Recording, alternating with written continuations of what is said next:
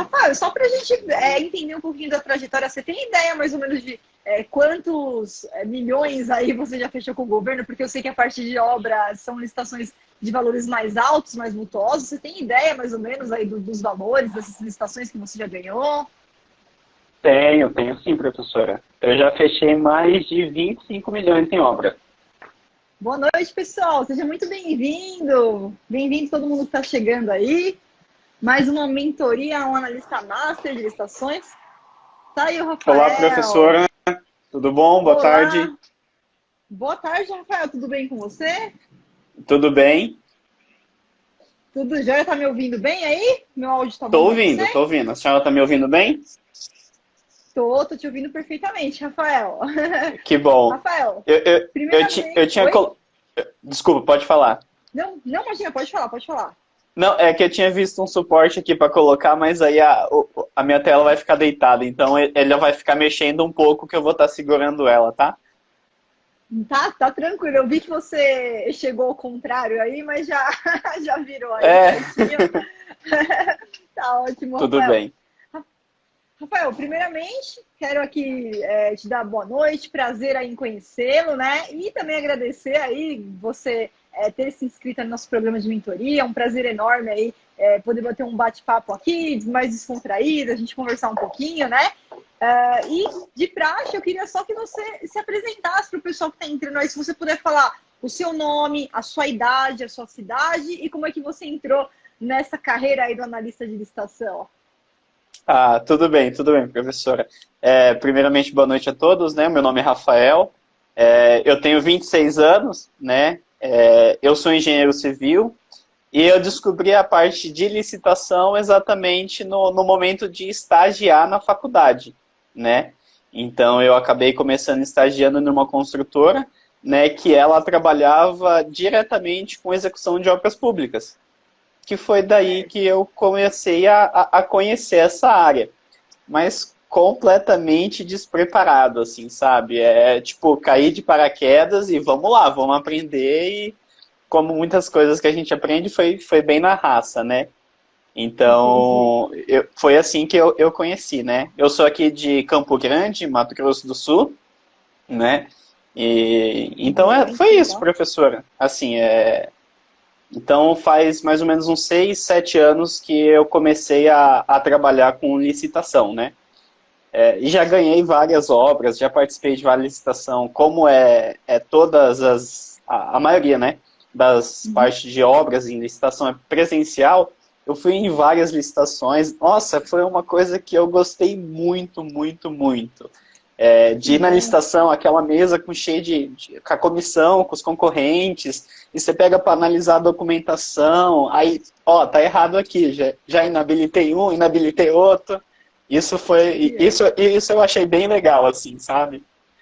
Excelente, excelente. Rafael, só para a gente entender um pouquinho da trajetória, você tem ideia mais ou menos de quantos milhões aí você já fechou com o governo? Porque eu sei que a parte de obras são licitações de valores mais altos, mais vultuosos. Você tem ideia mais ou menos aí dos valores dessas licitações que você já ganhou? Tenho sim, professora. Eu já fechei mais de 25 milhões em obra. Olha só, Rafael, 25 milhões em É, obras, parabéns. Parabéns, chegou no, trajetória chegou no, aí. Então quer dizer que você já fechou então mais de 25 milhões, foi isso? isso. Tudo em instância federal. Todas as obras que a gente executou, assim, que a gente atuou, é mais na o meu ex-chefe, né, ele não tinha tanto conhecimento, né, igual eu acabei adquirindo no curso. Então a gente sabe que as esferas mais baixas, né, a estadual e municipal, acaba tendo alguns problemas de corrupção mais fáceis, né. Então, como ele não pactuava com isso, a gente sempre trabalhou em instância federal. Então, o Exército, INSS, Instituto Federal, faculdades federais, todos esses órgãos, né? Certo, perfeito, perfeito, Rafael. Mas agora, como analista master, você já sabe que você não precisa ter medo, né? Se tiver alguma coisinha de, nossa, deu estouro aqui, tiver alguma coisinha ali no edital, tal, você sabe como impugnar, você já sabe como utilizar os equipamentos a seu favor, né?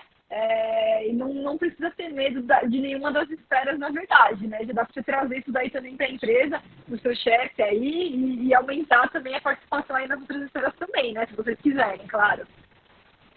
Não, sim, sim, com certeza. Teve até umas situações que a gente foi conversando ali, tipo assim, de coisas que eu achava estranho, aí a senhora falou, não, isso daí é completamente errado, né? Tanto na esfera estadual quanto na municipal. Agora eu não tenho medo, não. Agora, se acontecer qualquer coisa, eu já tenho os meus meios de fazer as denúncias, já abrir os chamados, já em todas as instâncias, né, que for relacionado àquela licitação, né, seja estadual, municipal, federal e tal.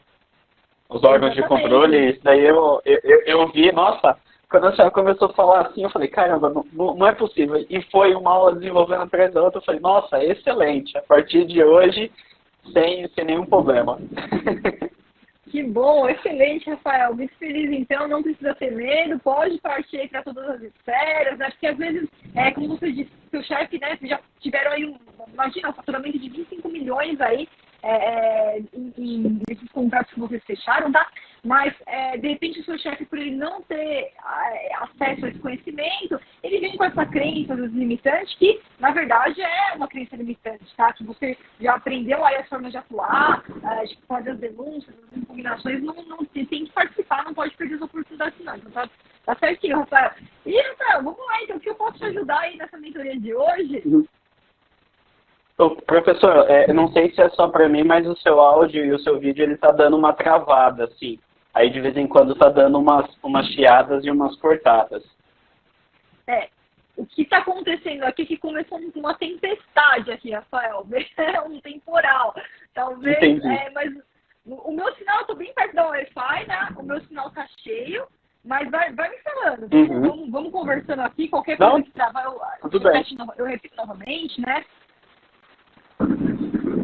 Não, tudo bem, vamos seguindo. Vamos seguir até onde dá. Vamos lá, então, Rafael. Se eu puder te ajudar aí nessa mentoria, você quer discutir alguma dificuldade, algo que você queira compartilhar aí com a gente? Sim, não, eu tenho algumas dúvidas anotadas, né? Mas também gostaria de parabenizar a senhora, toda a equipe que a senhora tem, aí também os outros analistas que lá na nossa comunidade vai respondendo as nossas dúvidas e tal. Isso tem me ajudado bastante. E eu já coloquei até em algumas aulas que a maioria das dúvidas, são respondidas na próxima aula, né? Então é fascinante isso. É muito, muito bem montado, tá? O conteúdo é muito didático, tá? De parabéns a todos aí. Tá? Muito obrigada, Rafael. Que bom. Fico muito feliz aí, muito feliz mesmo desse feedback. Que bom, né, que o conteúdo está ajudando, está auxiliando aí nessas dúvidas. Entendi, perfeito. Uma outra dúvida, digamos assim, que seja um serviço que ele não demande de responsável técnico, né? Vou dar um exemplo do caso de jardinagem, né? Não sei também se o serviço não precisa de responsável, porque parece que até o serviço de paisagismo, ele precisa de um responsável, que no caso seria um arquiteto. Mas, digamos um serviço que ele não precisa de um responsável técnico. Por exemplo, a parte de paisagismo. Ou teve um problema em uma parede, o órgão quis fechar uma parede lá, resolveu fazer de gesso acartonado, um serviço rápido. Esse serviço que ele foi contratado, provavelmente por dispensa de licitação ou até de contratação direta. Esse serviço, o rapaz que executou, ele consegue solicitar um atestado em relação a esse serviço que ele prestou ou não? Isso. Olha, se não for uma atividade privativa, que nem você está falando, um outro tipo de serviço que não seja uma atividade privativa aí do engenheiro, do arquiteto, tá? Porque se for do engenheiro e do arquiteto, ele vai conseguir o atestado que é registrado. Os conselhos, diferente dos outros conselhos, eles fazem o registro dos atestados. São pouquíssimos conselhos que fazem. mas o CREA e o CAL é um dos poucos conselhos que registram cada serviço que ele vai fazendo no histórico do profissional, tá? Fora isso, o outro serviço, vamos supor o meu serviço é um serviço que eu vou lá dar um treinamento de licitação, né? Não é um serviço exclusivo do advogado, não é exclusivo do advogado, por isso que não precisaria, apesar de ter a OAB, não precisaria, não é um serviço jurídico, né? Mas quando eu vou lá e faço um serviço, sou contratada por elegibilidade de licitação, fiz meu serviço, terminei, eu peço o atestado na hora. E ele vai me dando esses atestados, eu tenho uma pastinha com todos os serviços, todas as consultorias, todas as assessorias que eu ministrei, que eu concedi, eu tenho uma pasta onde eu comprovo isso daí. Então, assim que eu termino um serviço, eu já peço atestado e já vou guardando esses atestados. E todo mundo deve fazer isso. Então, mesmo que não tenha nada a ver com nenhum profissional, vou fazer aquilo, algo que não tem nenhum conselho fiscalizando nada, é um outro tipo de serviço aberto aí, terminou, pede o atestado, o órgão emite o atestado, entrega para você e você vai montando uma pastinha desses atestados, desses serviços que você fez. Entendi. Então, o que difere muito é a questão que o CREA e o CAL, eles fazem o registro dos atestados, né? Então, tem que ter toda a comprovação, porque quando eu fiz o primeiro registro de atestado, eu nem sabia como que era. Eu tive que levar o atestado que o órgão emitiu, aí eu tive que entrar com um pedido de baixa de RT, todo um processo ali para eles poderem depois me devolver o atestado registrado com o selinho deles falando que está autenticado, que está reservado, que está no CREA lá gravado, que eu que executei aquilo lá. Então difere muito nesse sentido, né? Isso, Rafael, é exatamente isso. Então, o seu caso, o CREA, o CAL do arquiteto, são casos, são as exceções, digamos assim. Por quê? Porque esses conselhos, né, o conselho dos engenheiros, o conselho dos arquitetos, eles acompanham cada serviço feito pelo profissional. Você tem um histórico aí de tudo que você fez, tem todo o seu histórico no seu conselho. Então, eles acompanham cada serviço, você é obrigado a fazer esse acompanhamento, por isso que tem que emitir esses documentos, tem que levar no conselho, dão baixa lá e te dão é como se fosse um registro mesmo dos atestados, e só assim que esse atestado ele tem validade. Por quê? Porque como o seu conselho ele faz exatamente isso, toda licitação, quando for te pedir atestado, né, relativo aí a serviço de engenharia, a obras, ele vai exigir o atestado registrado no seu conselho, que no caso é o CREA. Um outro exemplo aqui que eu posso dar também, Rafael, é o conselho dos nutricionistas. É uma outra exceção. O conselho dos nutricionistas, ele tem uma regulamentação própria que faz a mesma coisa, ele acompanha cada um dos trabalhos que o nutricionista faz. Então, também é uma exceção onde o profissional o nutricionista ele tem que pegar esse atestado e tem que registrar no conselho dele. Agora, claro, para o advogado, vamos supor que eu faço um serviço jurídico, tá? Se eu tentar ir lá na OAB registrar, eles não vão registrar nada. Uma vez, né, eu fui participar com um cliente de uma licitação para serviços jurídicos, isso aqui era uma outra história, não era nada comigo, né?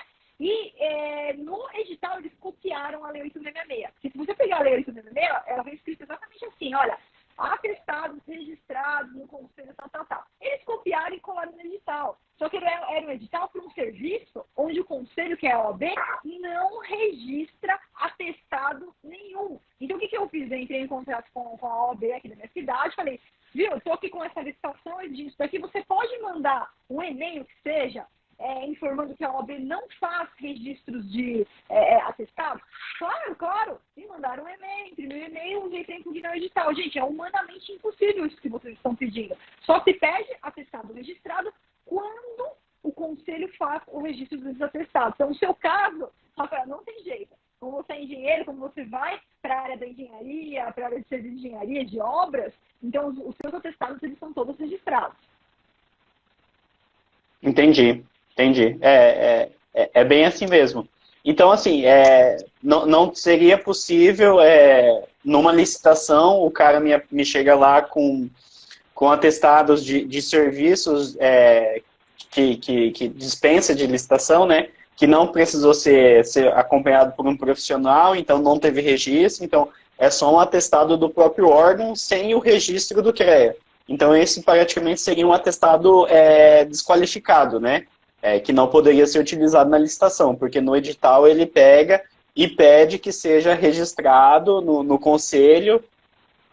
Isso seria isso, né? Também.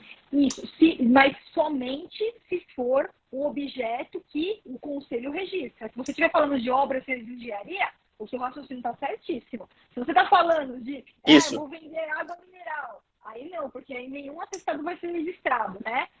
Então tá certíssimo o raciocínio. O raciocínio para obras, para serviços de engenharia, porque o conselho ele faz o registro. Então aí sim, se de repente você fica sabendo, você está lá na licitação, aparece seu concorrente, vamos fazer aqui uma obra, fazer um serviço de engenharia. Aí aparece concorrente, né? Requer um responsável técnico. E o edital, ele vem exigindo o atestado registrado no conselho. Aí você chega lá para o concorrente, está com atestados ali, sem registro, sem nada, você pode mandar bala. Vai lá, entra com recurso e tira ele da jogada. Eu já inabilitei concorrentes que, quando você vai participar, você tem que apresentar o CAT, né, que é o certificado de autenticidade técnica do atestado. Aí você tem que apresentar o atestado, que é a relação de itens quantitativos que você executou, e mais um item. E aí ele chegou lá com o atestado, só o atestado registrado sem o CAT. Aí na hora eu já falei, olha, tá em conformidade com o item tal, CAT, então não é legal. Em uma outra vez aconteceu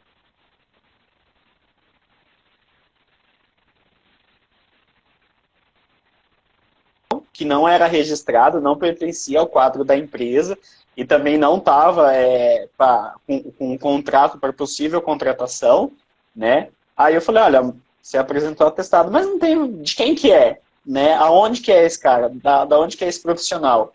E inabilitei também. Duas situações que eu utilizei dessa situação para poder inabilitar concorrentes durante o processo de licitação.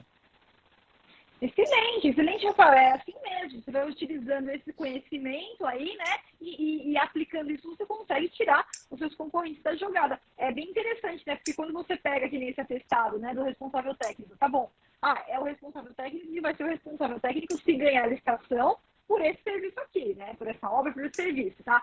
Mas então ele tem que ser pelo menos 3 pessoas. Ou ele tem que ser o sócio, ou ele tem que ser CLT, ou ele tem que ser um terceiro normal, mas que tem um contrato de prestação de serviços, né? No caso, não faz parte dos quadros da empresa, mas ele se compromete a, se a empresa ganhar, ele que vai atuar. Então tem um contrato ali normal de prestação de serviços e ele que vai atuar como responsável por aquele objeto, pela execução daquele contrato. Então tá certinho, se não tinha o contrato, não era sócio, não tinha CLT, ele não estava em nenhuma das 3 possibilidades, e daí você tem que inabilitar mesmo.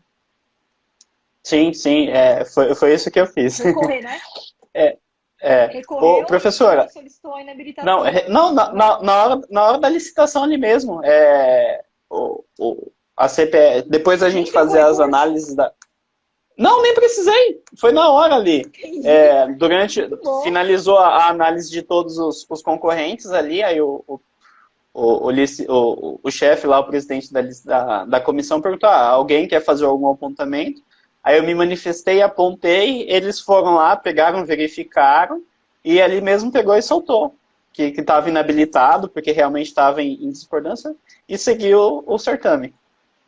Né? Foi muito bom.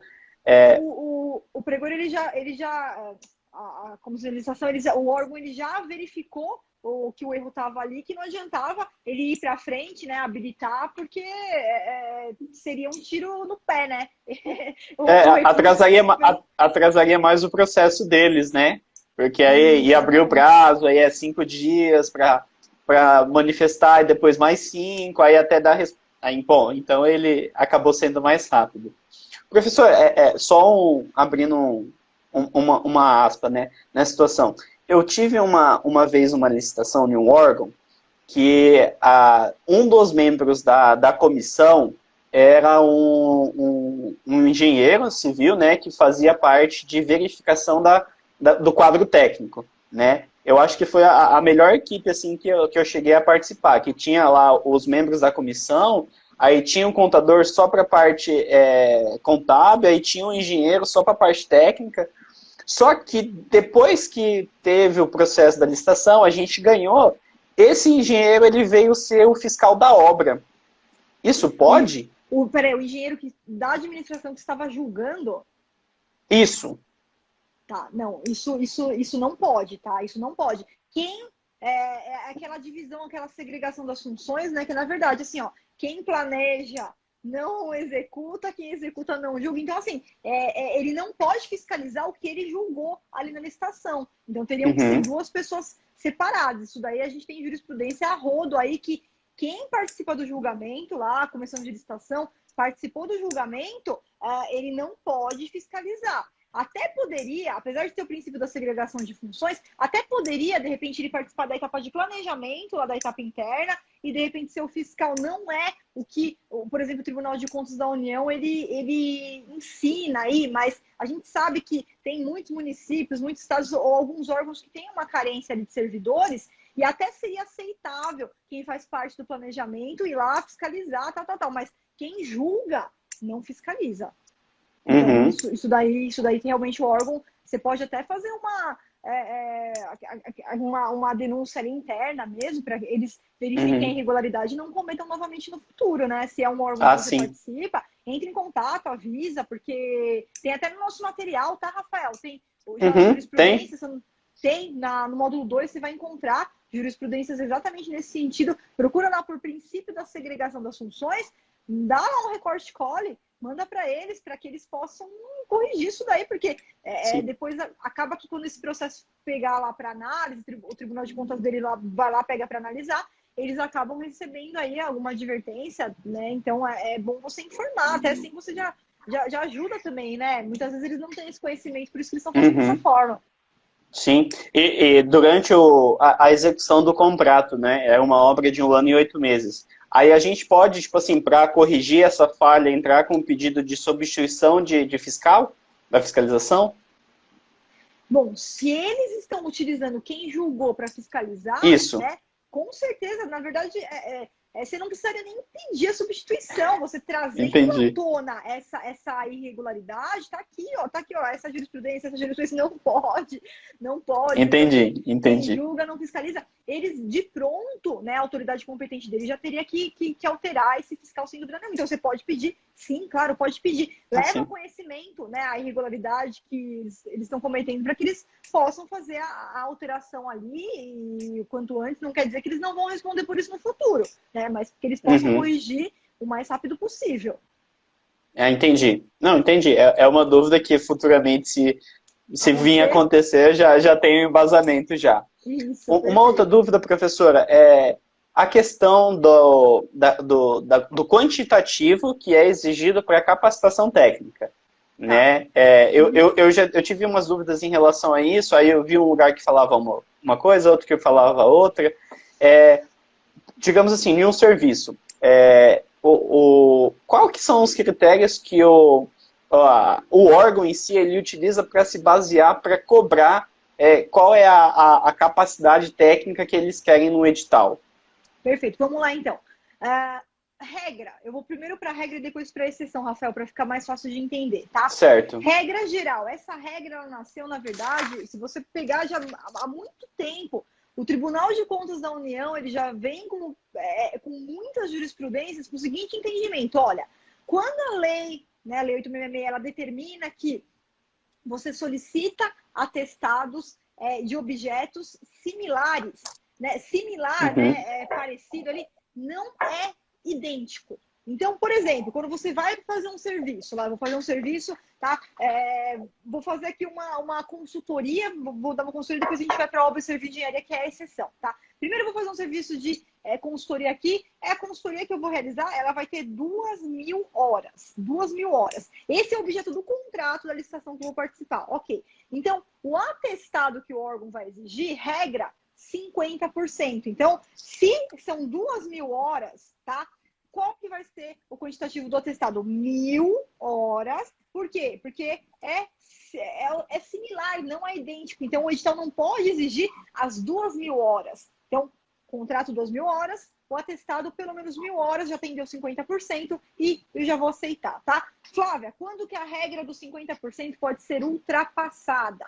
A regra dos 50%, ela vai ser ultrapassada quando a dimensão do objeto implicar, né, a técnica que você vai utilizar para fazer aquela construção, para fazer aquele serviço, ele implica diretamente na dimensão do objeto. O que eu quero dizer com isso, Rafael? Você, como engenheiro, sabe muito melhor do que eu que construir um prédio de 100 andares é uma técnica totalmente diferente de eu construir um prédio de 50 andares.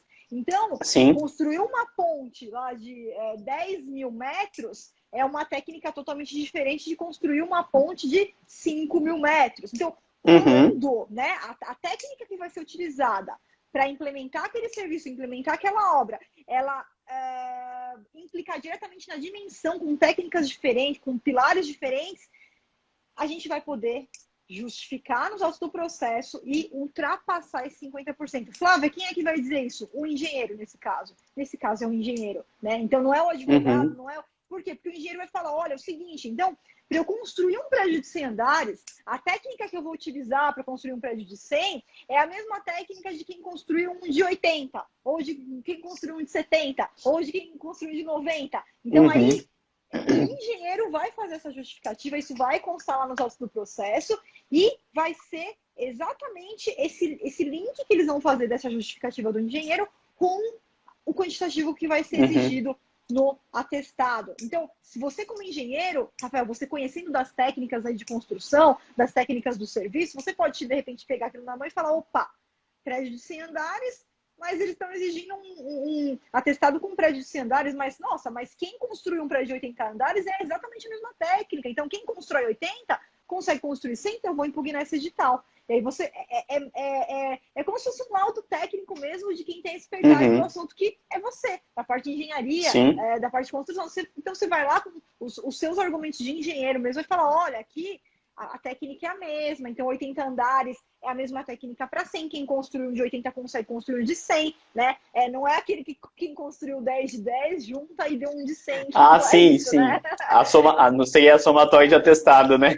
Isso, exatamente. Mas tem caso que a somatória de atestado ela é perfeitamente cabível. Vamos supor, fornecimento de marmita. Aqui eu vou ter que fornecer 2.000 marmitas por dia. Então, eu quero exigir que o contratado, ele comprove que ele consegue fornecer pelo menos 1.000 marmitas por dia, tá? Só que eu posso autorizar, sim, a somatória de atestado, porque no mesmo dia ele entregou 200 marmitas aqui, 300 ali, 500 ali, mais 100 ali, pronto, deu 1.000. Agora, para engenharia, isso já não é verdade, né? Quando a gente está falando de construção de prédios, de viadutos, então, para engenharia, isso, muitas vezes, ele acaba implicando diretamente na técnica que vai ser utilizada, né? Então, só para sintetizar aqui, então, Rafael, 50% é a regra. Exceção, como eu vou poder pedir mais que 50%? Eu vou ter que ter ali um laudo técnico nos autos do processo justificando que a técnica empregada depende da dimensão do objeto, por isso que a gente está exigindo acima dos 50%. E é sempre o profissional que detém o conhecimento daquele objeto que vai poder fazer isso daí. Então, no seu exemplo, é o engenheiro. Entendi. E quando o órgão ele pega e adota itens, né, para colocar como exigência, por exemplo, fui participar de uma obra uma vez que pediu lá, chutando, 500 metros cúbicos de concreto, 20 mil quilos de estrutura metálica para servir como base. Esses itens que eles pedem, tem uma regra de que itens que eles podem pedir? Por exemplo, eles têm que olhar pela curva ABC, qual que é o item que tem um valor mais significativo, ou quais são os itens que têm os coeficientes mais elevados daquela obra. Tem algum parâmetro em relação a isso? Porque às vezes não faz sentido eles acabar pedindo um item, né, que não faz parte desses de maiores significâncias, que acaba desclassificando um ou outro concorrente que não tem. Perfeito, Rafael. Na verdade, a gente, novamente, pegando a Lei 866, o que ela indica? Que esses atestados, essas comprovações, elas só podem ser solicitadas nos itens de maior relevância. Então, se esses exemplos aí que você deu, né, esse exemplo aí da parte metálica, é 3% do objeto isso aqui, Flávia, é 3% do objeto. Não, então não vai poder pedir isso daí. Isso daqui é 1% Entendi. do objeto. Impugnação. Né? Então, eu só não lembro agora de cabeça qual que é o dispositivo, estava até tentando procurar aqui, que realmente a sua impugnação, ela vai ir exatamente nesse dispositivo, deixa eu só ver se eu encontro aqui, ali no artigo 31 da Lei 8666, que são os itens de maior relevância técnica, tá? Deixa eu ver se eu encontro aqui, artigo 30, na verdade, tá? Se eu me encontrar depois, se você só me dá um oi lá no curso que eu te passo, Rafael, qual que é o artigo certinho, tá? Tá. Vamos ver aqui se eu acho rapidamente. Aqui, achei, tá? É o parágrafo 1º, artigo 30, parágrafo 1º, inciso 1. Limitadas exclusivamente às parcelas de maior relevância, tá? Então, apesar desse inciso número 1, ele tá relacionado com a capacidade técnico-profissional, na verdade, isso é uma regra que a gente tem que olhar no contrato como um todo. Então, se é um item lá que diz respeito a 1%, a 2%, a 3%, a 4% do objeto, não faz sentido pedir, e é uma cláusula restritiva que fere diretamente esse dispositivo. Então, entra com esse dispositivo, faz a impugnação e eles precisam alterar o edital, precisa restabelecer o prazo de publicidade, começar tudo de novo. Entendi. Tá. Hoje o meu chefe me deu três editais para pegar e analisar para ver se a gente consegue participar, né? E um deles eu achei muito... Eu falei assim, olha, um erro bobo. Na capa, assim, bem no aviso, estava lá que dia que ia abrir, o horário e tal. Só que no edital em si, quando eu baixei, ele estava horário de abertura zerado. Tipo assim, acabou não... Zerado, sem preenchimento. Tipo assim, 0 horas de 00. Aí eu falei assim, poxa vida, nessa situação, eu vou mandar para eles pedindo um esclarecimento. Eles têm que republicar ou apenas publicando uma nota não sei, uma nota explicativa já resolve? Perfeito. Quando que tem que ser feita a republicação, Rafael? Quando implicar diretamente na formulação das propostas e na formulação da documentação, tá? Aí a gente tem um problema nesse caso, porque é o seguinte, né? A princípio, como o horário está zerado lá, qualquer um que tem ali, que vai pegar, isso é a primeira coisa que você vai ver, né? Qual que é o horário que vai ser a abertura dessa licitação. Então, a princípio, né, eu ouso aqui afirmar, no meu entendimento, que isso daí não tem uma implicação direta nem na formulação das propostas, nem na formulação dos documentos. Veja bem, na formulação, eu sei que você depende disso para ir na licitação, para entregar. Mas, nesse caso, se eu fosse o órgão, eu seguiria em frente, publicando ali, né, o máximo que eu pudesse, se eu tiver ali, às vezes, quem pegou o edital, às vezes preenche ali alguma coisa, manda um e-mail, eu já mandaria para todo mundo, porque não é um pregão eletrônico, não dá para colocar no sistema, né? Já colocaria no meu portal também, colocaria um aviso no meu portal, para ficar bem claro isso daí, porque, é claro, o licitante ele vai pegar aquilo na mão, né? No momento que ele olhar, opa, cadê o horário? Não tem. Ele vai entrar em contato com o órgão, e daqui para frente ele já corrigirem isso daí, né? Já coloca os editais já corrigido com a data, com o horário certinho, e informa quem já coletou lá o edital, coloca na internet, dispara ali e-mail se ele tiver esses registros, tá? Eu seguiria em frente sem precisar entregar novamente o prazo de publicidade, porque não acho que isso daí implica na formulação, tá? Apesar de ser a sua participação, mas não na formulação. Então, é um erro que dá para corrigir e manter a data de abertura. Entendido. Deixa eu ver aqui mais alguma dúvida aqui, professora? Claro. Eu não sei se a senhora vai conseguir ouvir lá que a parte de proposta, assim, de planilha orçamentária, essa parte não entraria muito no nosso debate. Mas, em relação à parte de validade da proposta que tem. Certo. O órgão, uma vez eu achei muito estranho, era ano passado, 2020, a gente foi participar de uma licitação que o órgão adotou uma planilha base de 2017. Isso daí a gente teria já um valor de item defasado. Isso a gente conseguia entrar com um pedido para fazer uma correção, uma atualização desses valores antes mesmo de ocorrer a licitação? Ele tem um período assim que o órgão ele tem que seguir, por exemplo, se eu vou fazer uma licitação amanhã, eu vou usar o SINAP de março de 2021. Tem alguma coisa que tem essa base? Perfeito. Porque assim, quando a gente fala em pesquisa de preços para obras, a gente nem usa a Instrução Normativa número 73, né? Porque se a gente fosse para a Instrução Normativa 73, a gente tem até ali um limite que, na verdade, não é bem um prazo para fazer a pesquisa, mas a gente tem algumas premissas ali, por exemplo, vai fazer pesquisa com o fornecedor, 180 dias é o tempo que a Instrução Normativa número 73 entende como viável. 180 dias quer dizer que acima disso já teria uma defasagem ali nos valores, tá? Como no caso de obras a gente usa lá o decreto específico, as tabelas lá, SINAP, CICRO e tudo mais, tá?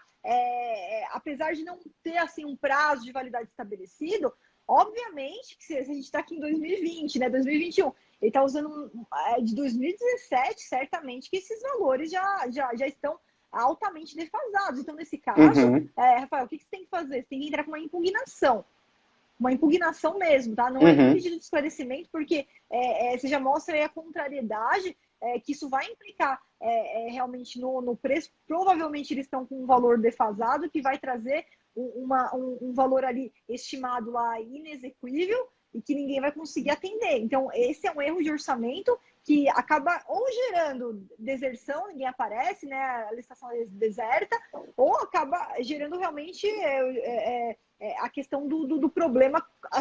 De repente, quem não lê direito edital, manda lá o valor, aparece no dia da licitação e não vai conseguir chegar no valor estimativo lá, no valor orçado do órgão contratante. Então, sem dúvida nenhuma, isso é um caso de impugnação, tá? É um caso de impugnação. Entendi.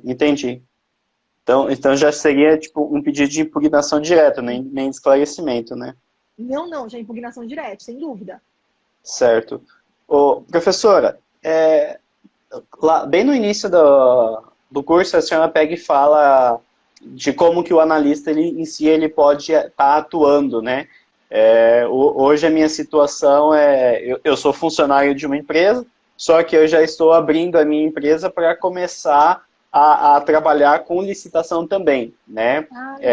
Eu vou trabalhar de forma pequena, né? Pegando apenas dispensas e inexigibilidade de licitação, né? Só que eu também gostaria de atuar um pouco com essa parte da consultoria em si.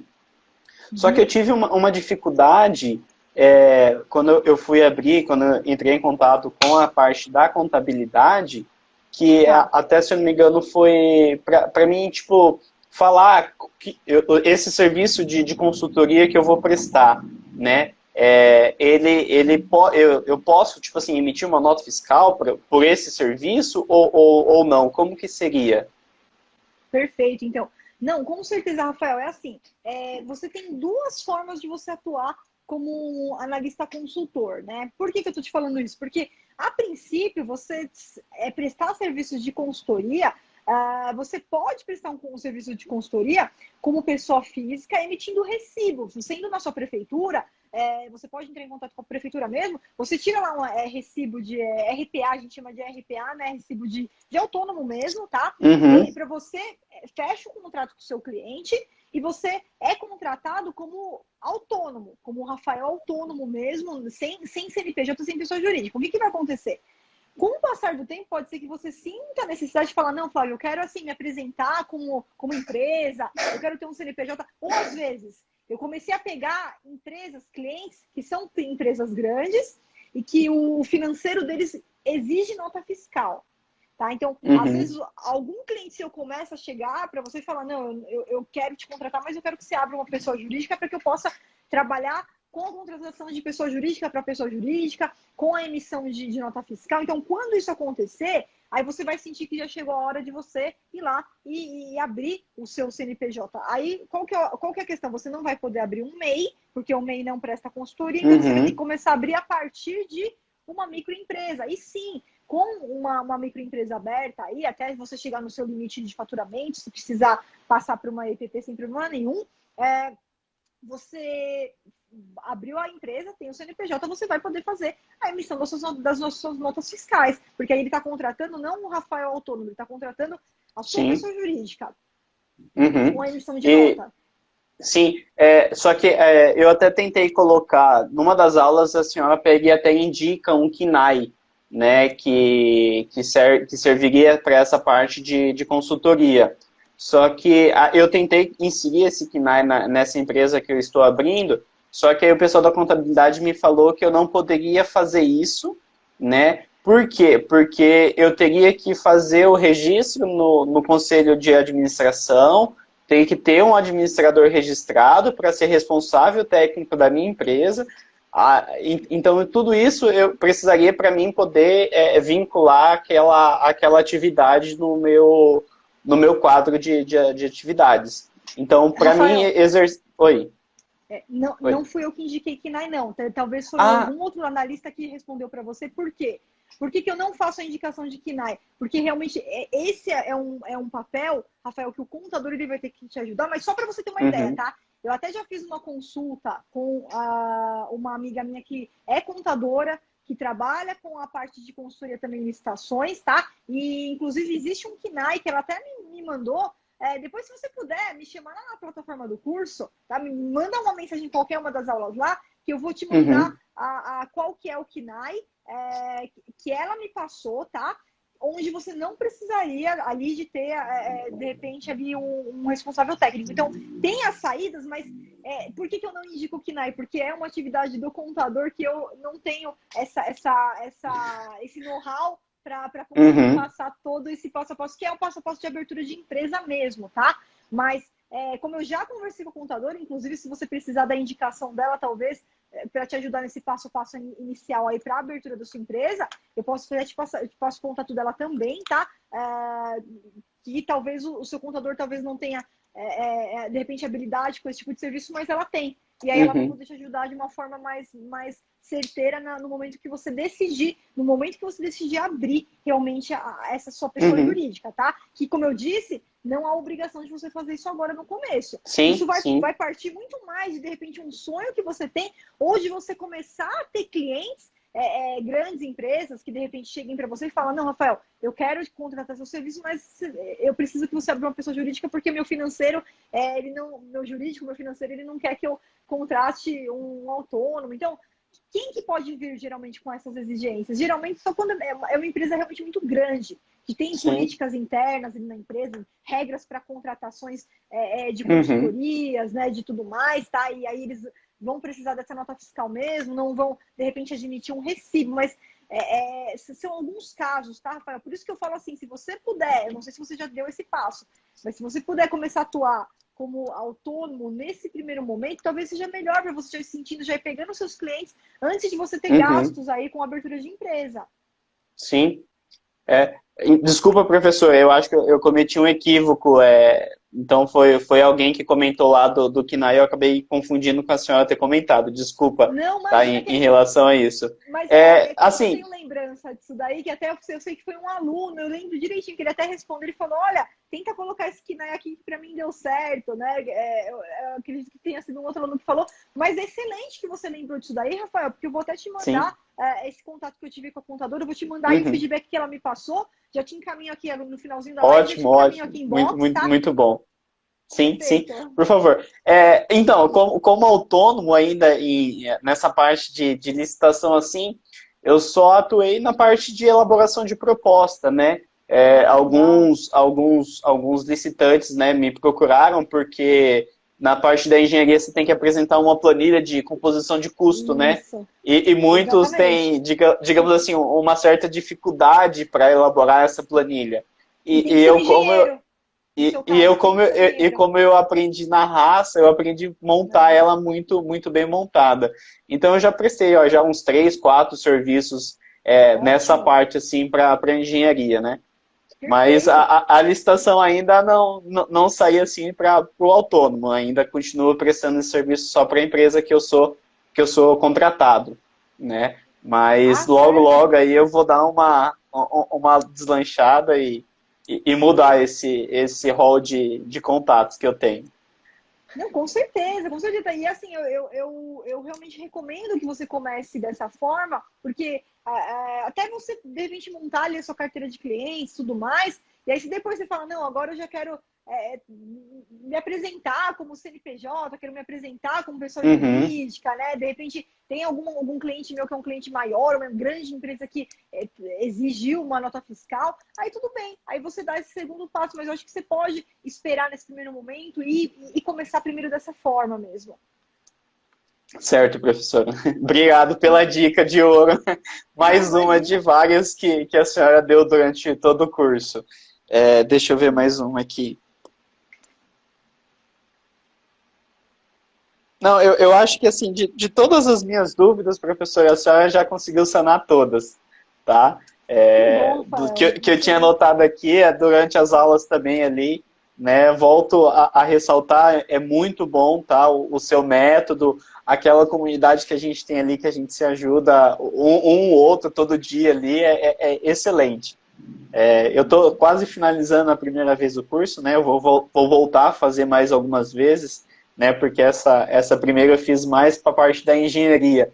Mas eu vi ali que, É. nossa, disputa aberto e fechado. Eu falei, meu Deus, eu nunca participei disso, né? Porque e uma dúvida, a parte da engenharia, a parte de obra em si, não tem nada eletrônico ainda, né? É Não, tudo presencial.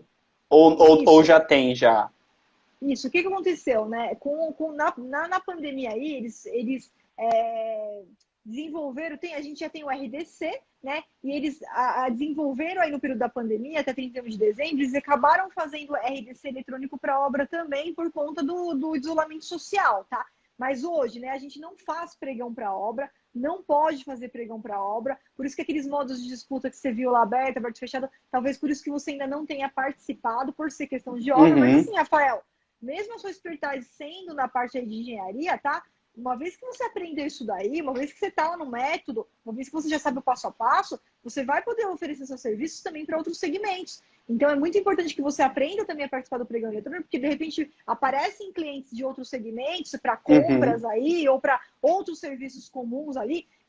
Serviço de engenharia comum, ele também é licitado por pregão, então pode aparecer na sua mão um serviço de engenharia comum e que você vai fazê-lo ali por pregão. Então, hoje ainda só a parte de obra mesmo, que a gente tem a restrição que não pode ser feita pelo pregão eletrônico ali, não pode ser feito, tá? Só a Uhum. parte de obra. Mas serviço de engenharia comum você vai ver sim por pregão eletrônico, e você pode aderir também nas suas consultorias a seus clientes. Uhum. Essa parte do pregão eletrônico para serviços comuns, tem alguma parte que fala o que seria um serviço comum assim de engenharia?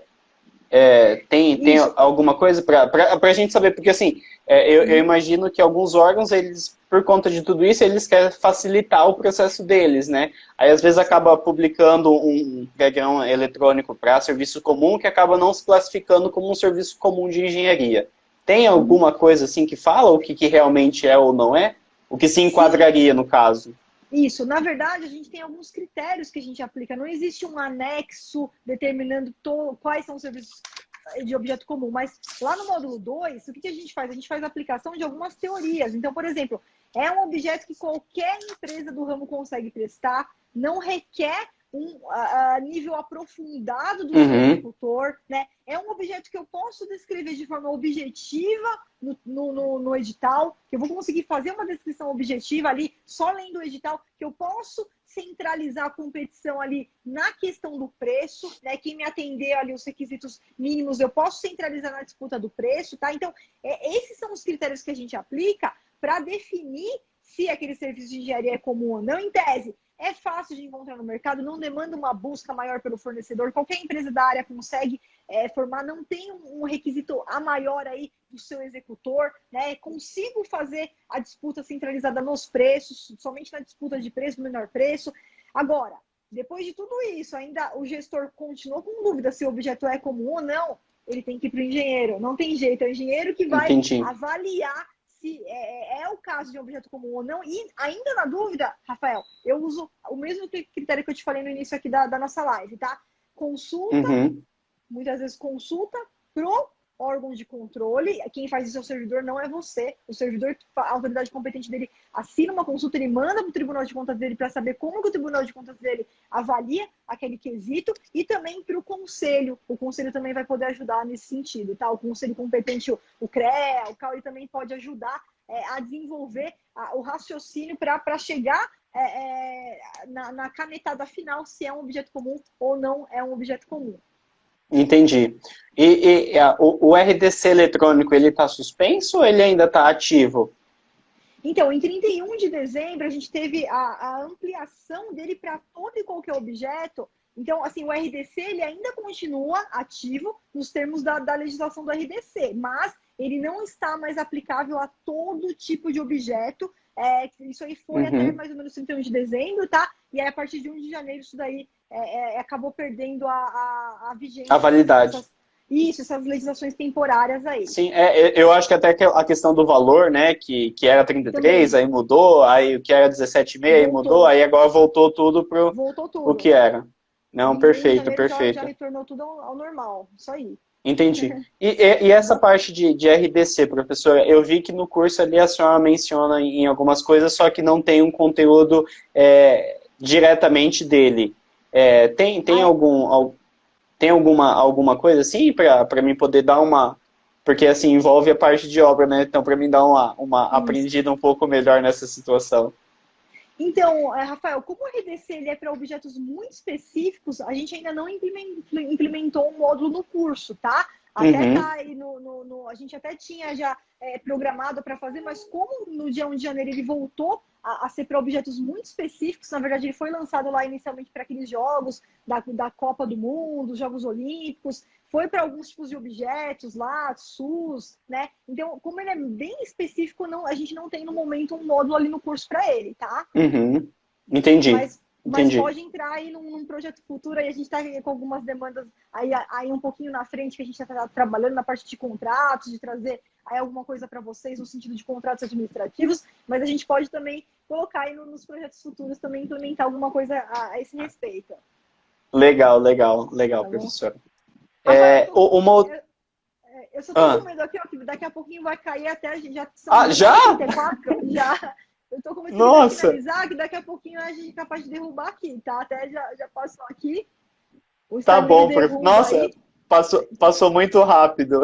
Passou muito rápido, né? Muito boa a mentoria, professora, tá de parabéns, tá? Muito obrigado você e a toda a equipe aí, tá bom? Que é isso. Rafael, finaliza com a sua última pergunta. Se cair aqui, me desculpa. Tá, qualquer coisa depois eu te mando no direct ou eu te mando lá no curso. Vamos lá. Se eu não me engano, é a dispensa, que ela tem um valor que o órgão ele pode utilizar anual, né? Digamos assim, mas isso mudaria, por exemplo, eu tenho um órgão central que ele administra vários outros órgãos, né? Então, assim, digamos, o Tribunal de Justiça do Mato Grosso. Então, ele tem a base aqui em Campo Grande e ele tem os outros órgãos das cidades, dos municípios. Aí ele faz uma dispensa para uma obra lá em Três Lagoas, em até 17.500, que é aquele valor. Aí depois ele faz uma outra dispensa para uma outra cidade. E assim vai fazendo de alguns serviços que precisam fazer especialmente naquele município, ali naquele lugar. Isso eu classificaria como somatória ou não? Ou seria somatória apenas se fosse na mesma cidade? Perfeito. Não, vamos lá. A princípio, como que a gente vê esse negócio aí da somatória? Porque vai acabar incidindo lá no fracionamento ilegal de despesa, né? Isso. A princípio, cada órgão e cada entidade, veja bem, cada órgão e cada entidade, a princípio, poderia isoladamente efetuar suas compras dentro desse limite aí. Vamos supor lá 17.600, né, que é para compras, ou 33 mil para obras, serviços de engenharia. Então, até esse limite, a princípio, cada órgão e cada entidade poderia chegar nesse limite de 1 de janeiro a 31 de dezembro por natureza do objeto. Porém, quando a contratação é centralizada, ou seja, eu tenho uma unidade centralizadora que faz as licitações, nesse caso, a somatória tem que ser ainda que a execução seja descentralizada, ainda que a entrega, ainda que o serviço vai ser no município tal, no outro, eu tenho um órgão, uma unidade centralizadora fazendo a licitação, eu preciso somar tudo. Então, eu não vou poder fazer a licitação só para aquela cidade, extrapolou 17.600, porque ainda faltam todas as outras, e é uma unidade centralizadora fazendo essas licitações. Então, centralizou a licitação, ainda que a entrega seja descentralizada, não interessa. Vai ter que fazer a somatória, senão o órgão vai responder por fracionamento ilegal de despesa. Entendi, professor. Faz sentido, faz sentido. Eu pensaria que não, mas faz sentido. Mas tá bom, eu acredito que... Eu acho que a live vai finalizar já, né? Já está estourando o horário aí, professor. Muito obrigado, tá? A gente vai se falando no curso lá no nosso chat e vamos continuar. Eu já vou te mandar inbox aí o que eu tô te devendo para não esquecer. Muito obrigada aí pelo bate-papo de hoje. Rafael, foi um prazer falar com você, um prazer te conhecer. E já aproveitando para fechar aí, quem está acompanhando, pessoal, dia 23 ao dia 29 de março, a gente vai realizar a maratona do analista de licitação. Então, você que ainda não se inscreveu, clica aí no link na minha bio, se inscreve, tá? Que é um evento que vai te dar todo o passo a passo para como você sai do zero e se torna um analista master de licitação, que nem aí o Rafael, que já faturou aí 25 milhões aí de contratos aí na empresa que ele trabalha. Parabéns mais uma vez, Rafael, muito obrigado. Obrigado, professor. Pela sua participação. Se inscreve aí, pessoal, vale muito a pena. É um conhecimento assim fora de série. Muito obrigada, Rafael, nosso analista Master Tubarão aí, 25 milhões aí já no currículo. Parabéns, Rafael, um prazer te conhecer, tá? Igualmente, professora. Eu que agradeço. Muito obrigada para o pessoal que acompanhou aí até agora, pessoal, mesmo com as intercorrências aí do áudio, da imagem, da tempestade, da chuva. Então, um abraço para cada um de vocês. Rafael, mais uma vez, boa noite. Parabéns pela sua trajetória e a gente vai se falando. Ok, professor, vamos sim. Boa noite, pessoal. Boa noite, professor. Boa noite, toda a equipe. Tchau, tchau. Até mais. Tchau, tchau.